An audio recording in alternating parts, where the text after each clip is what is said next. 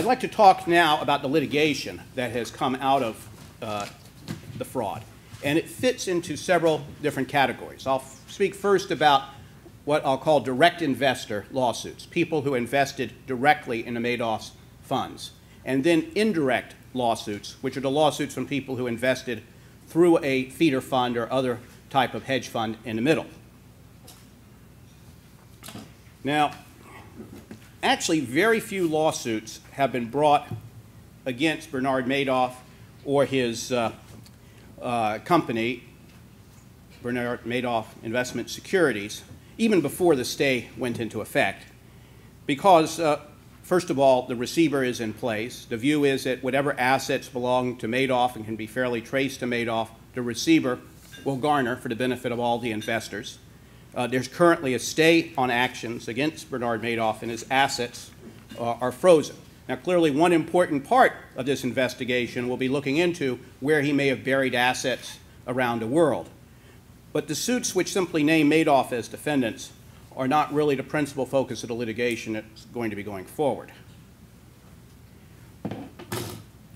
There are some suits which have been brought by direct investors against their investment managers and advisors.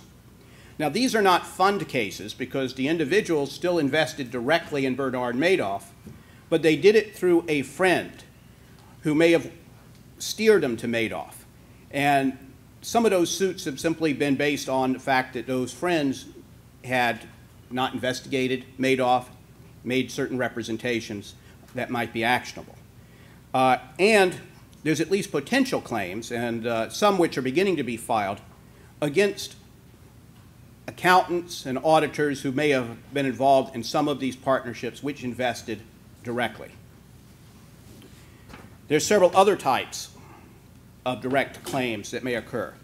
One which arises from riders for theft and fraud on certain homeowners' policies.